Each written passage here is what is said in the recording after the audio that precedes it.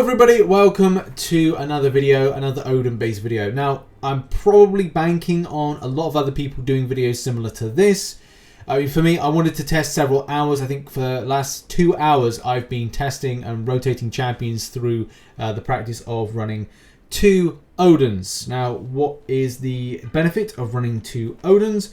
Well, you get the cross-fight or pre-fight abilities, which is basically you can switch on an aptitude buff at the start of the fight, right at the very beginning of the quest, and then by the end of the quest or the selection of fights that you're going to be fighting, you're still going to be having the bonuses from from Odin and Odin's Vault.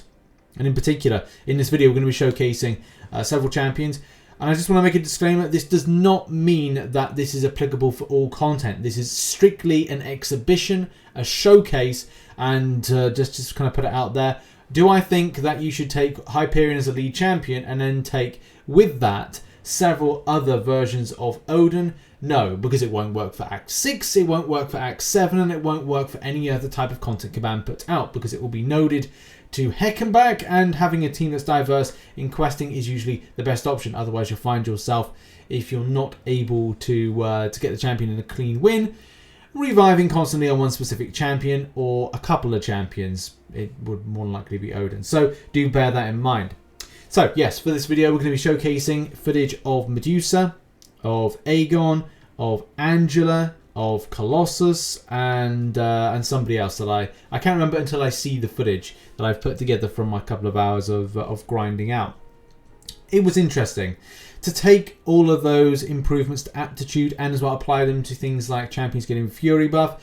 I would have liked to have tried a huge amount more scope of champions, but the list will continue going on. Like, I would have liked to have tried Black Bolt with Hitmonkey and possibly, yes, a Medusa. I think a nice little combination there would mean that I'll be able to ramp up damage and see some really nice stuff. Also, Cat Marvel Movie would have been another champion to try out with this. And anybody that really casts a potent Fury buff or something that is part of this of their champions inner working. So that's really what I would have liked to have done. But as I said, time and continuing, I could test for an entire day and only have for 8 hours worth of footage recovered.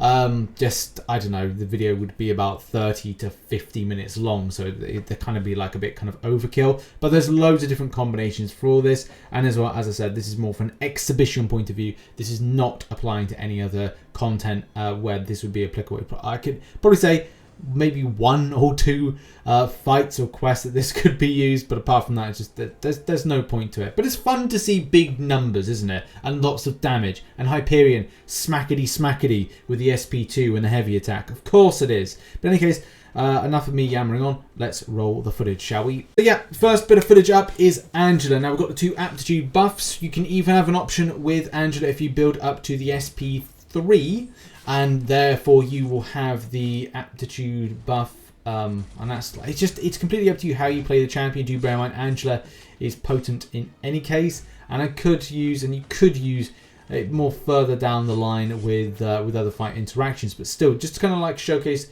the punch and the crunch. So that's the punch. Here comes the crunch.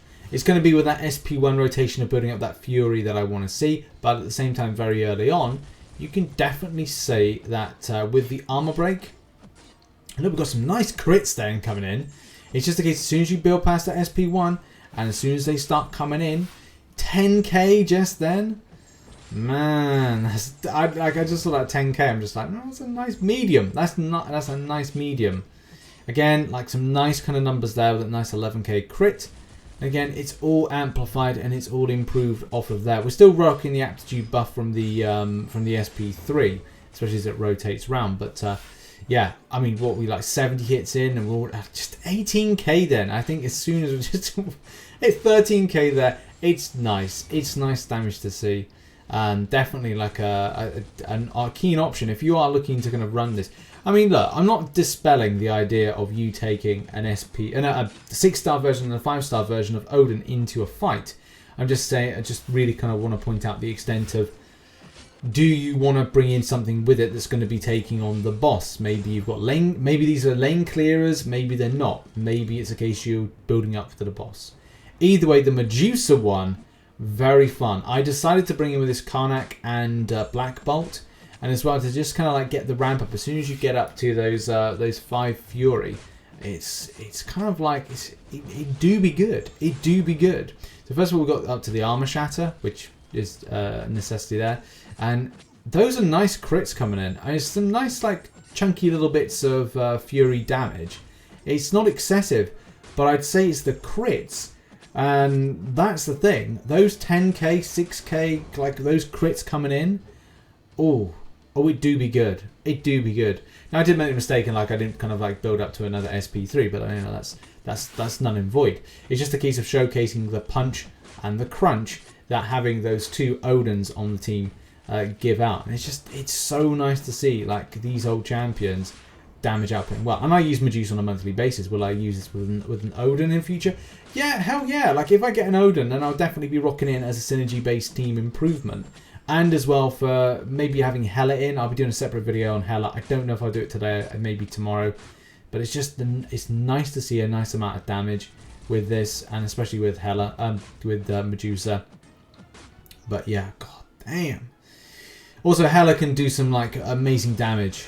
Yeah, I'm talking like some real low numbers, low hit numbers to then taking down the enemy. Does it feel broken? Possibly Wookabound nerf it? I don't know, but at the moment I haven't seen anything to say that they will or won't. That double armor break, and now heading in with the nice amount of bleed damage. It's nice. I think I kind of go like, okay, let's just throw the SP2 in, just does you a bit more bleed, and then I think that's the I think it's over. Oh god, that's nice. That's nice SP2 damage there. Should I have led with that? I don't know. Colossus now. I decided to like a quick word with Colossus. As Aptitude improves armor, I kind of felt like, well, if that improves armor, from what capacity would that be? Would that do something with my damage up? Could you do something where you have Apocalypse on your team? Do like the Horseman stuff? Yeah, okay, yeah.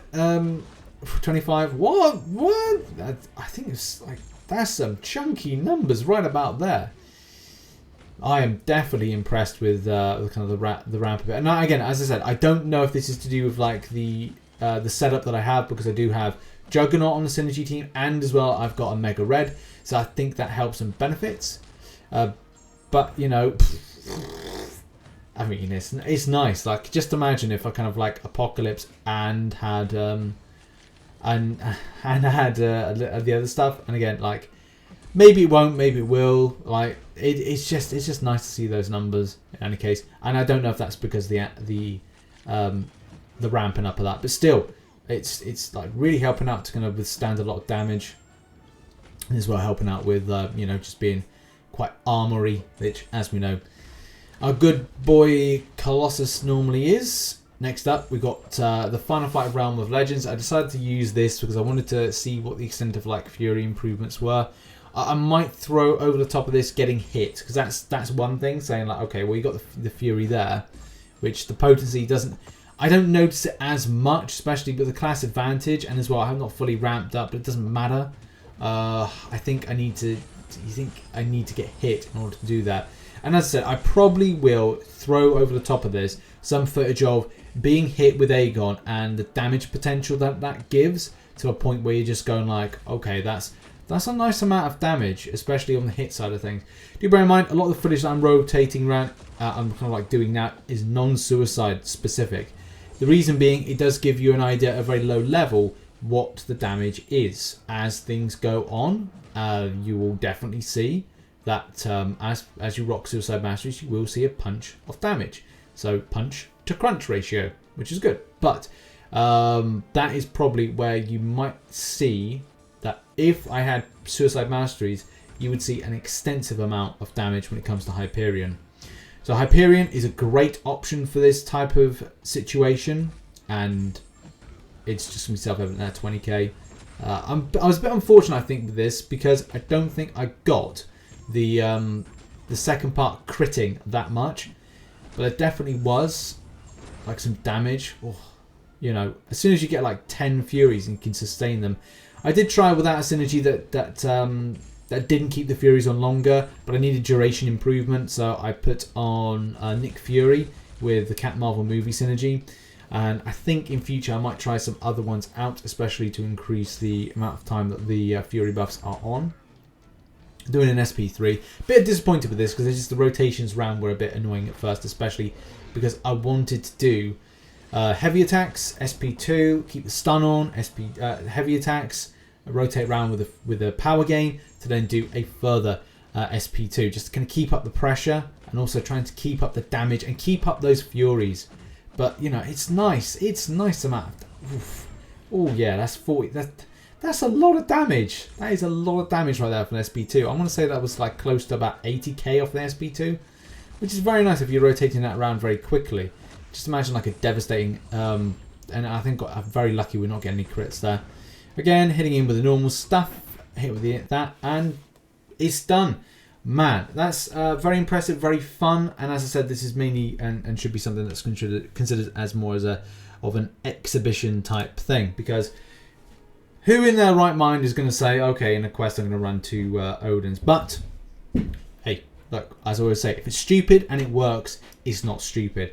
Either way, that has been the video. What is your thoughts on this particular meta? Will you be doing this the same way that you could say, like, right, well, would you rock Colossus, for example, with the Odin synergies, the Odin crossfights, and as well with Apocalypse at the end for a really killer kind of pair up? Or would you kind of go like, well, this is best suited to Cosmics? What other Cosmics would you pair this up with? Thoughts in the comment section about that one. Thanks for watching, and see you very soon. Bye bye.